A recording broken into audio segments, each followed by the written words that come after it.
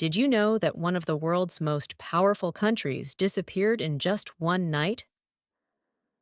On December 25th, 1991, the Soviet Union, a superpower for nearly 70 years, came to an end. Its famous red flag was lowered forever, and 15 new countries were born. It's a story full of drama, danger, and big changes. There was a secret plan to take control from the leader, Mikhail Gorbachev. Tanks rolled through the streets of Moscow, but people stood against them. And then, a bold man named Boris Yeltsin stood up on a tank and changed history. Imagine being there, watching leaders argue, people fight for freedom, and a whole country breaking apart. Today, we'll talk about what really happened, the key players, and how the world changed forever. Stay with us, because this is more than history. It's a story of courage, mistakes, and the end of an empire. Let's dive in.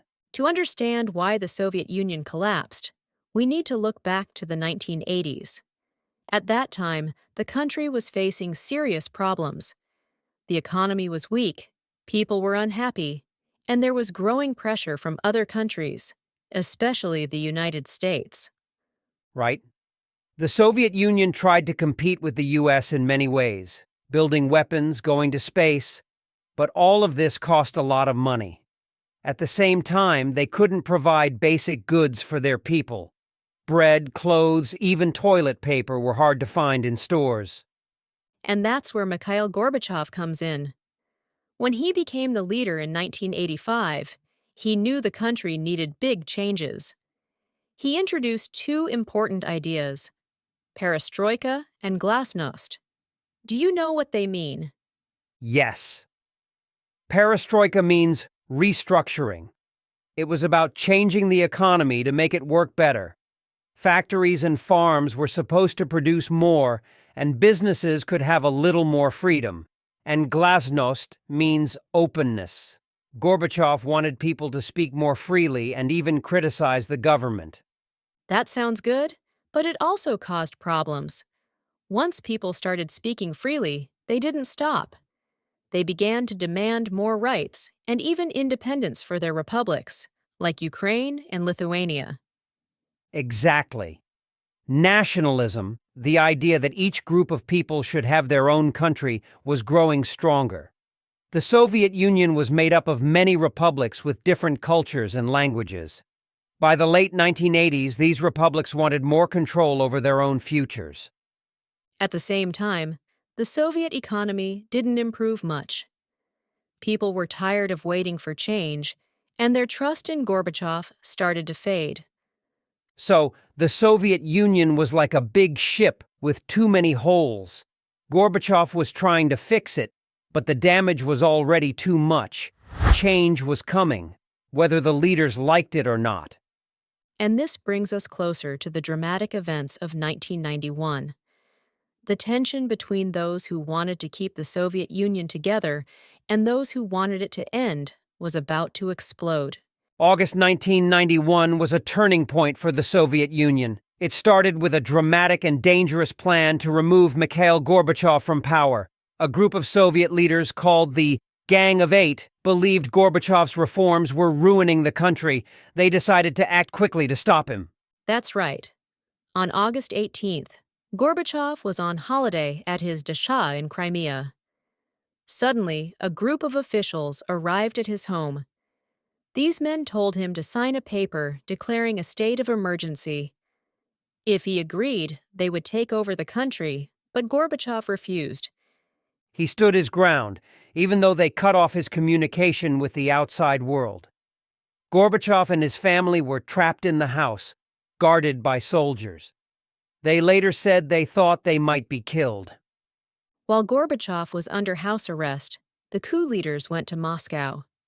Early the next morning, they announced on the radio that Gorbachev was too sick to lead and that his vice president, Gennady Yanev, was now in charge. They banned protests and censored the press. Tanks rolled into the streets of Moscow, but instead of supporting the coup, people came out to protest. Crowds gathered near the White House, the Russian parliament building, to protect it from attack. This is where Boris Yeltsin became the hero of the moment. Yeltsin was the president of the Russian Republic and a strong critic of the coup. On August 19th, he climbed on top of a tank in front of the White House. He called for a general strike and declared the coup illegal. That was a powerful image. Yeltsin on the tank speaking to the crowd. His bravery inspired people to resist. Even some soldiers and tank crews joined the protesters instead of following orders from the coup leaders. Over the next 2 days, the coup started to fall apart. On August 21st, the plotters were arrested while trying to flee. Gorbachev was released and returned to Moscow. The coup failed, but it showed how weak the Soviet Union had become. It also made Yeltsin more popular than ever. The end of the Soviet Union was now closer than anyone had expected. After the coup collapsed, the Soviet Union was left shaken. The plotters had failed to take control, but their actions created a wave of changes that no one could stop. One of the first things that happened was the fall of the Communist Party's power. People were angry at the party because many of the coup leaders were its members. Boris Yeltsin wasted no time. He banned the Communist Party from operating in Russia. Yeltsin wasn't just acting against the party. He also took control of all Soviet government offices and property in Russia. This included factories, state media, and even the military. By doing this, he made Russia the center of power instead of the Soviet Union. There were also symbolic moments. On August 22nd, just one day after the coup ended, a huge statue of Felix Dzerzhinsky, the founder of the Soviet secret police, was taken down in Moscow. Crowds cheered as they watched it fall. It was a sign that the old Soviet system was truly over. But not everyone was celebrating. Mikhail Gorbachev came back to Moscow, hoping to lead the country again. He tried to save the Communist Party by saying he would remove the bad members. But people didn't trust him anymore. His power was slipping away. And the republics of the Soviet Union didn't wait. Countries like Ukraine, Lithuania, and Georgia had wanted independence for years. After the coup, they moved quickly. One by one, they declared that they were leaving the Soviet Union. The failure of the coup also led to personal tragedies. Some of the coup leaders took their own lives. Others were arrested and put on trial. Rumors spread that some deaths might have been murders, but nothing was proven.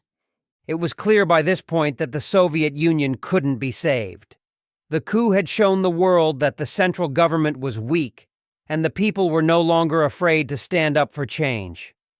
The days after the coup felt like the final act of a long drama. The Soviet Union had been crumbling for years, but now the cracks were too big to ignore. The breakup of the superpower was just around the corner. After the failed coup, the push for independence in the Soviet republics became unstoppable. Many of these republics had been waiting for a chance to break away, and now they saw their moment. That's right. The Baltic states, Estonia, Latvia, and Lithuania were the first to act. They had been fighting for independence for years, and after the coup, they quickly declared themselves free from the Soviet Union. By September 1991, all three had left the Union and were recognized as independent countries. The domino effect didn't stop there. Ukraine, the second largest republic, held a vote on December 1st, 1991. More than 90% of Ukrainians voted to leave the Soviet Union. This was a big blow because Ukraine was a key part of the Soviet economy and culture. And then came the big announcement. On December 8th, leaders from Russia, Ukraine, and Belarus met in Belarus. They declared that the Soviet Union no longer existed and announced the creation of the Commonwealth of Independent States, or CIS.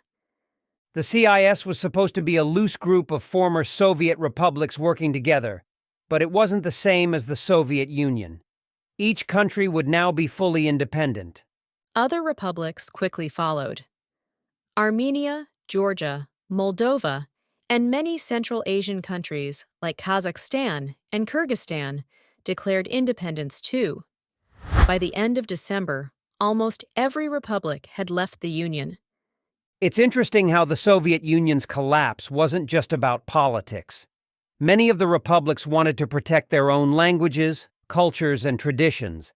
They felt that Moscow's control had taken away their identity. That's true. Nationalism played a huge role in the breakup. People in these countries wanted to make their own decisions without interference from the Soviet government. The final days of the Soviet Union came when Boris Yeltsin ordered Russia to take over most of the Soviet government's functions. On December 25, 1991, Gorbachev resigned, and the Soviet flag was lowered for the last time. The Soviet Union, once a global superpower, was gone. In its place were 15 new countries, each starting its own journey. The world would never be the same again. The collapse of the Soviet Union was one of the most important events of the 20th century. It marked the end of a superpower, a country that had shaped the world for nearly 7 decades. It wasn't just one event, but a series of changes that led to this moment. Economic struggles, rising nationalism, and Mikhail Gorbachev's reforms all played a role. The August coup showed how weak the central government had become, and the push for independence in the republics was unstoppable. For some, it was a moment of hope and freedom. For others, it was the start of a difficult period, with new challenges like economic struggles and political instability. But one thing is certain: the collapse of the Soviet Union changed the world. It ended the Cold War and reshaped international politics, creating a new global order. And that's why this story is so important. It's a reminder of how history is shaped by the actions of leaders and ordinary people. We hope you enjoyed this journey through history. Let us know whose story you'd like to hear next. Don't forget to like this video and subscribe for more stories like this one.